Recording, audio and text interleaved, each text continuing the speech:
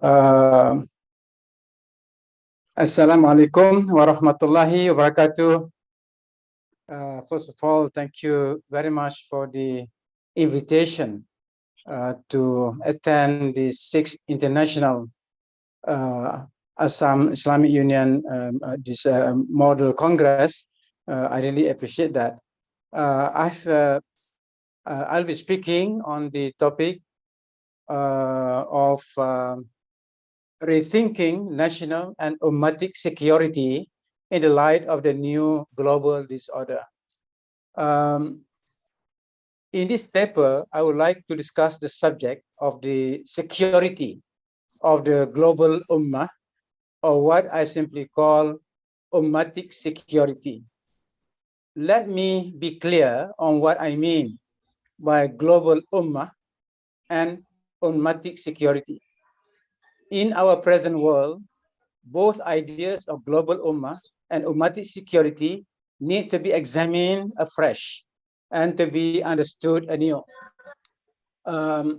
Surely I will mention some of the most important reasons why we need to rethink on these two ideas. First, the idea of the global ummah. I'm referring to the present-day ummah viewed as a global collective entity whose demographic strength now comes close to 2 billion souls. The ummah today comprises Muslim communities in practically every country in the world. In other words, the global presence of Islam as a community is now a living reality. These communities are either majorities or minorities in their respective countries of citizenship or residences. About 1/3 of the global ummah comprises minority communities of various sizes, some of which are relatively large, while some others are quite small.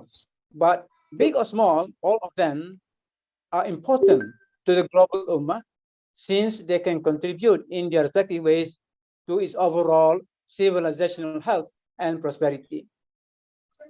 Now, the newly emerging Muslim minorities are those established in the post-colonial period in Europe, in the Americas, Australasia, and affluent Asian countries, namely Japan, South Korea, Singapore, and Chinese territories of Taiwan and Hong Kong.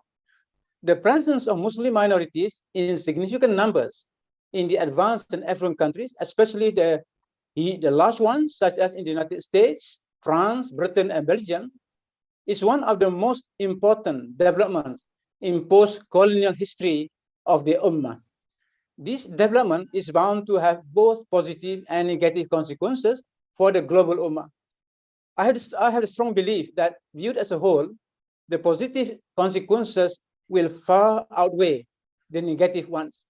The post-colonial period has witnessed significant changes in the demographic distributive pattern of Muslim communities in the world, particularly in the West. Greatly contributing to this demographic wave of change was migration, itself partly generated by conflicts in countries formerly ruled by Western colonial powers.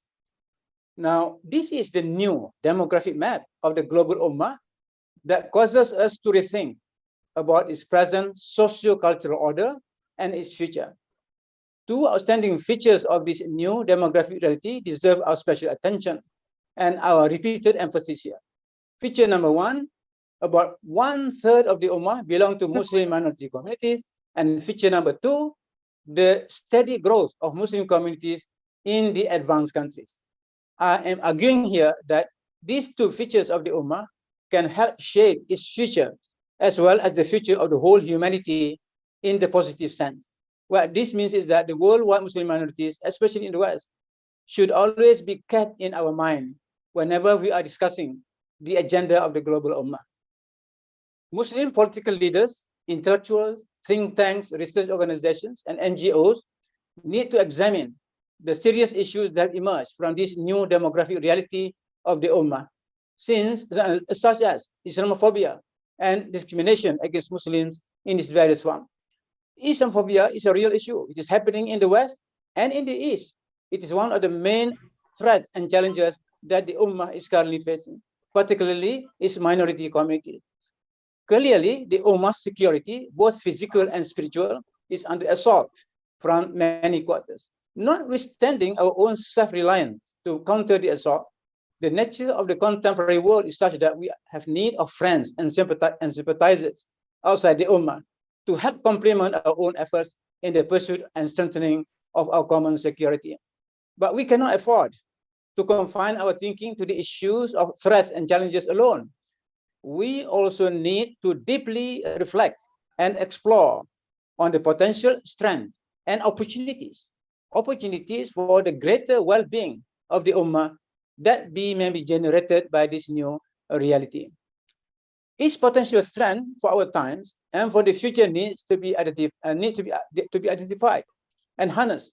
But we must adopt new approaches to ummatic development and civilizational building. We must also adopt new formulae of success that are rooted in the Quran and the prophetic Sunnah, but at the same time, well informed about contemporary issues. The old way of over-reliance on the state for community development needs to go. Over-reliance of Muslim majority communities on the state has resulted in ummatic lethargy. The traditional spirit of ummatic self-reliance and ummatic innovation needs to be revived. I think in the near future, Muslim minorities, especially in the West, may perform better in community development than Muslim majorities, since they are relatively free of state control. Opportunities for the well-being of the Ummah may be sought through various means, but the spirit of intra-ummatic understanding, mutual acquaintance, cooperation, and brotherhood is necessary to be kept alive. At the same time, at the inter-ummatic level of relationship, the pursuit of intercultural dialogue is necessary. Central to the new demographic reality of the global Ummah is the issue of ummatic security. Whether we are talking about the present threats and challenges to the Ummah or about empowerment of the Ummah, the issue of security comes uppermost in our mind. This brings me to the second idea that needs our rethinking, namely the idea of ummatic security. The traditional idea of security of the Ummah revolves around the issue of military aggression against member states by outside forces.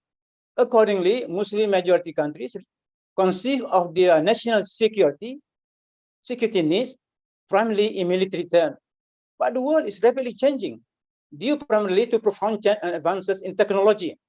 These technological advances have many consequences on human life. The world order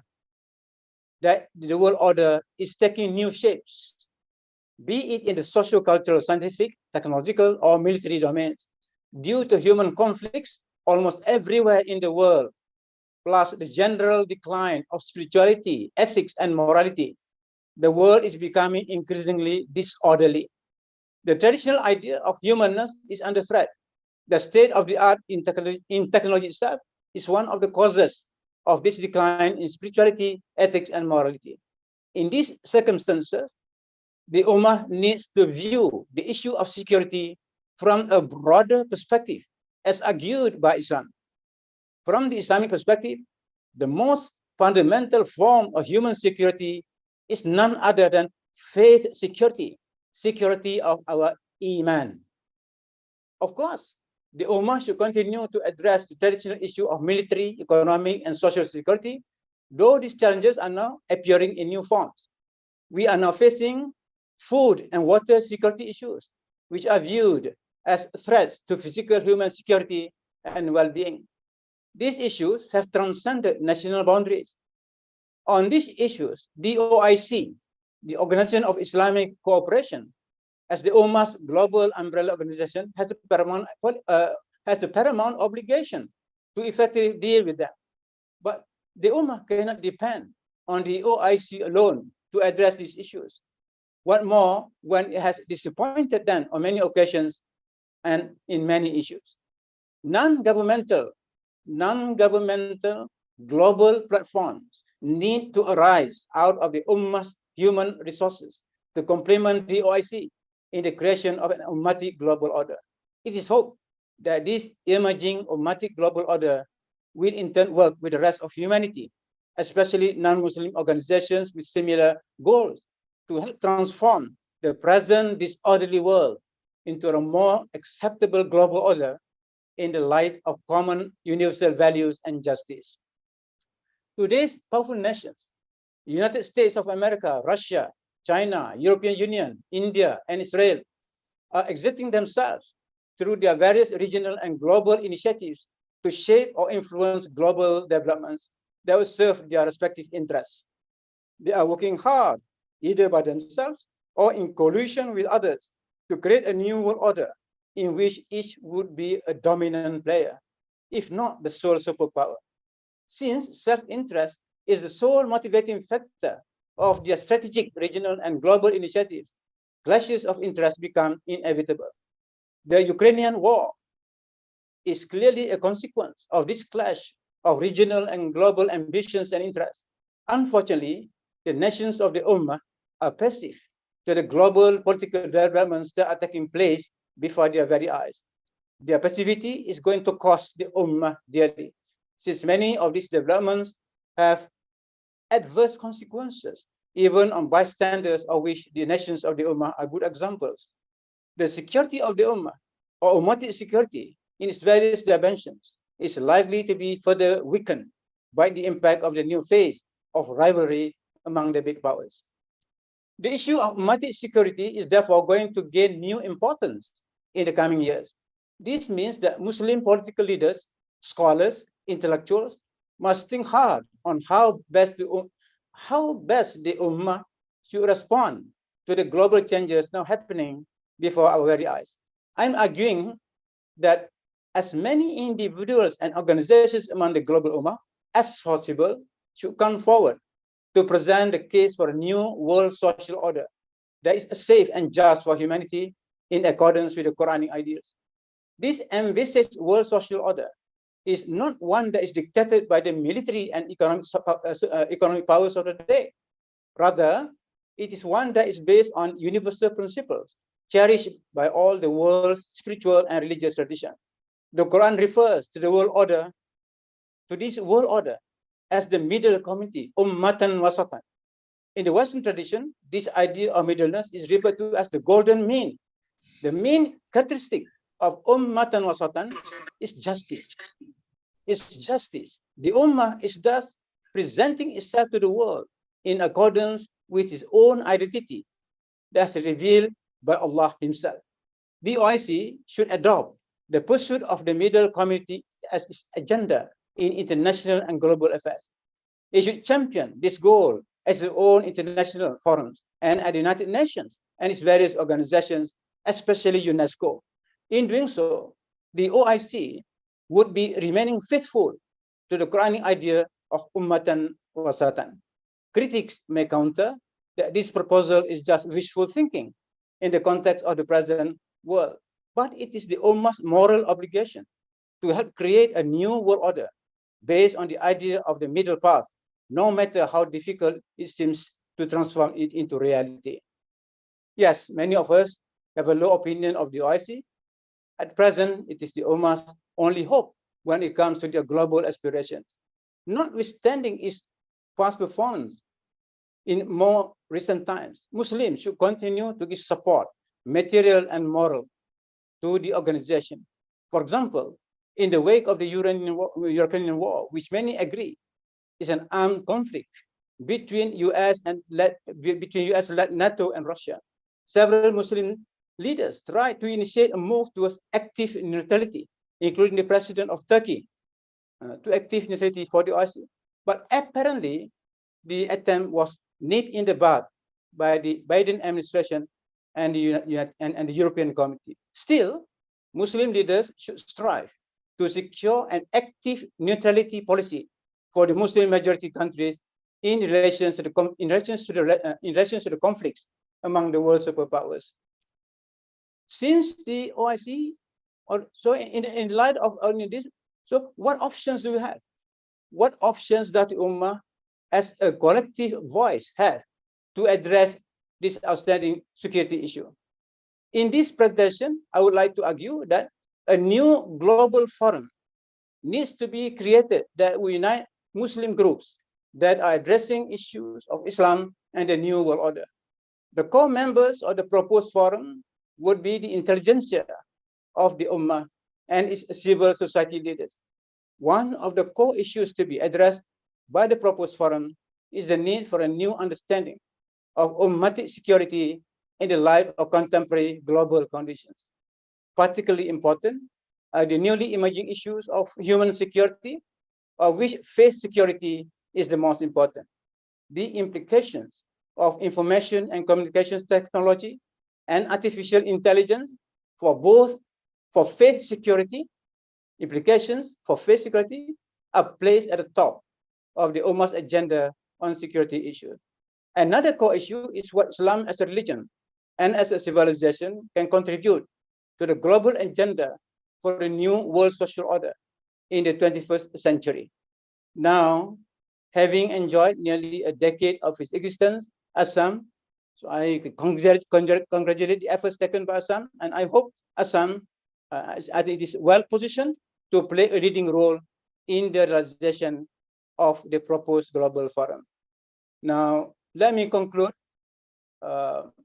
with this. Many Muslims take pride in the present demographic strength of the Ummah. But unfortunately, it is a big number without real strength. Do we remember the Prophet's prophecy about his Ummah? That a time will come when Muslims will be numerous, but marginalized to the periphery of the world order. Let me conclude with the following hadith for our reflection. It was narrated that Thawban said, the Messenger of Allah said, soon the nations will invite to partake of you, as diners call one another to a large dish. Someone said, will it be because we will be few in number on that day? The Prophet said, no, rather you'll be many on that day, but you will be like the refuse of the flood. Allah will take away fear of you from the hearts of your enemies, and Allah will fill your hearts with one weakness. Someone said, O Messenger of Allah, what is wah? He said, love of this world and its like of that. So let us reflect on that. Thank you very much. Assalamu alaikum wa rahmatullahi wa barakatuh.